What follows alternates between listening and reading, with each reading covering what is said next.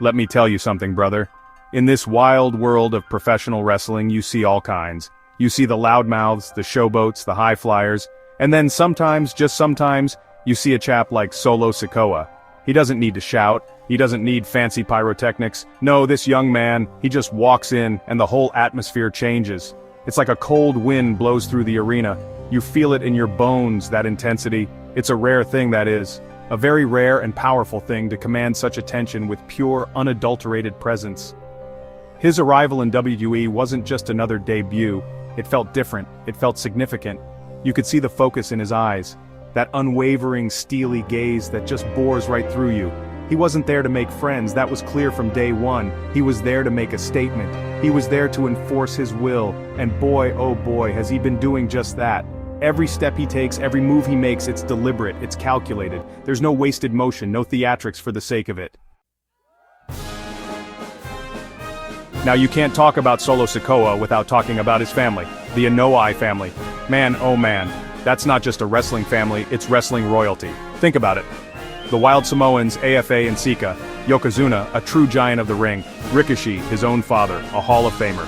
And then you've got Roman Reigns, the tribal chief himself, his cousin, and his brothers, the USOs, Jimmy and Jay, one of the greatest tag teams of all time.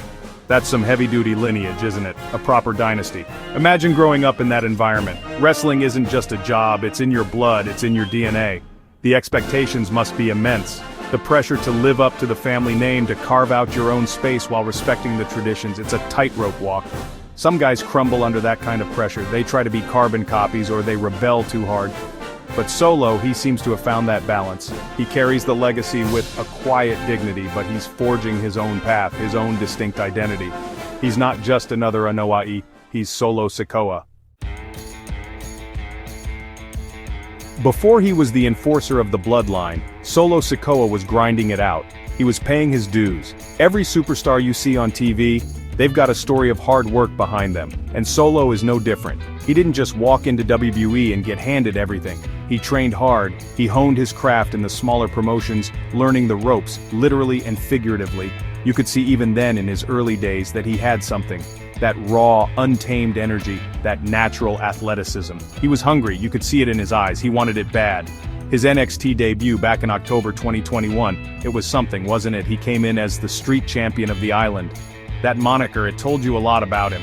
It spoke of toughness, of survival, of a no-nonsense attitude forged in a tough environment. He wasn't polished in the traditional sense, but he had that realness, that authenticity that fans connect with. He wasn't playing a character, he the character.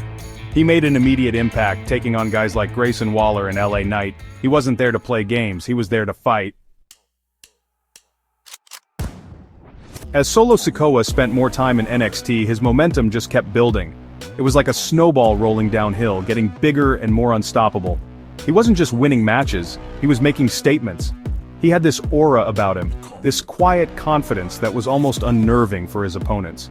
He wasn't flashy, he wasn't a high flyer in the traditional sense, but he was effective, brutally effective. He had a string of impressive victories, and you could see the NXT universe really starting to get behind him, or at least respect his sheer intensity and no-nonsense approach. One of the defining moments of his NXT run for me was his pursuit and eventual capture of the NXT North American Championship. He had a fantastic feud with Carmelo Hayes, another incredible talent. Their matches were hard-hitting, compelling stuff. Solo showed that he could hang with the best that NXT had to offer. Winning that title, it wasn't just a symbolic victory, it was a validation of his hard work and his undeniable talent. It showed that he wasn't just a prospect, he was a champion. He carried that title with a certain gravitas, a seriousness that befitted his persona. What stood out during this phase was his consistency. Week in, week out, Solo delivered. He brought that same level of intensity to every match, whether it was a TV main event or a non-televised live show. He was a workhorse, but a very dangerous one. He wasn't just going through the motions, he was looking to dominate.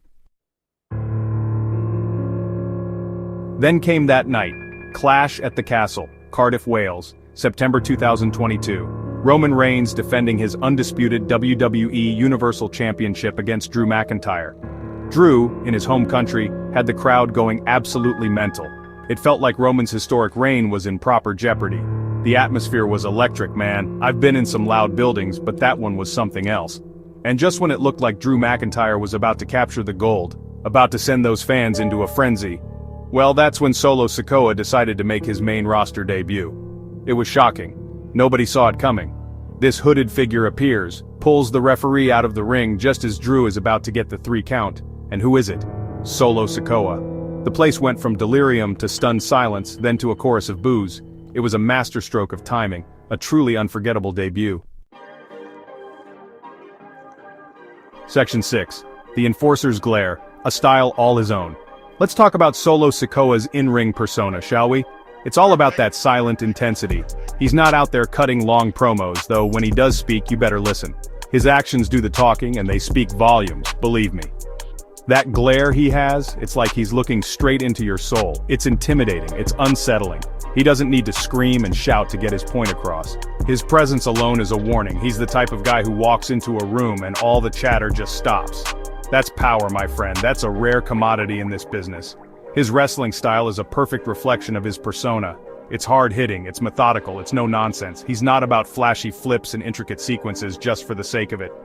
Every move has a purpose. Every strike is designed to inflict maximum damage. Section 7. Loyalty and Chaos Navigating the Bloodline Wars. The Bloodline storyline, man, it was a proper saga, wasn't it? Full of twists, turns, betrayals, and high drama. And right in the middle of it all, you had Solo Sikoa. He was initially the steadfast rock, the unwavering enforcer, while chaos erupted around him. Think about the tension with Sami Zayn. Sami, the honorary use, trying so hard to fit in, to earn Roman's respect. Solo was always watching, always suspicious. He was the one who never fully bought into Sami's act, the first to sense a potential crack in the loyalty. His stoic presence often amplified the drama unfolding between the other members. When Sami Zayn finally turned on Roman Reigns at the Royal Rumble, it was Solo who immediately and brutally put Sami down. No hesitation, no emotion, just pure, unadulterated enforcement of the tribal chief's will. That moment solidified his role as the ultimate protector. Section 8. By order of the tribal chief himself, the new bloodline. Now fast forward to more recent times here in 2025. Roman Reigns takes a hiatus after that monumental loss at WrestleMania. The bloodline as we knew it seemed to be in tatters. The USOs were on their own paths. Paul Heyman was looking a bit lost, frankly. And Solo Sikoa? Well, Solo Sikoa decided it was his time. He didn't wait for instructions. He didn't look for a new leader to follow. He stepped up, or perhaps more accurately, he took over. He started calling himself the tribal chief. Some nerve, eh? Or maybe some serious ambition. He declared that he was running the bloodline now, by order of the tribal chief. But which tribal chief? Roman, or was he anointing himself? It was a bold, audacious move, and to back it up, he brought in new muscle, Tama Tonga, Tonga Loa, two seriously tough individuals with their own storied lineage. Suddenly, the bloodline had a new, more vicious, more unpredictable edge. They started taking out anyone they perceived as a threat or anyone who didn't fall in line. Section 9. The future is Solo. What's next for the Enforcer? So, where does Solo Sikoa go from here? As of May 2025, he's seemingly seized control of the bloodline. He's calling himself the Tribal Chief. He's got Tama Tonga and Tonga Loa as his enforcers. He's making waves big time. He's gone from being the silent shadow to casting a very large shadow of his own. His rise has been meteoric but also methodical. Every step has felt calculated, even his recent more aggressive power plays. The man is not just a brute. There's a cunning mind at work there, a strategic thinker. His potential in WWE? Sky's the limit, honestly. He has the look, he has the intensity, he has the in-ring skills, and he has that Anoa Ai lineage which, let's be honest, carries a certain weight and expectation of greatness. Can he be a future WWE champion? A universal champion? Absolutely, without a doubt. He's already proven he can hang in the main event scene. He's already shown he can command attention. The biggest question now is how his current storyline plays out, especially with the inevitable return of Roman Reigns. That confrontation is going to be box office, pure gold.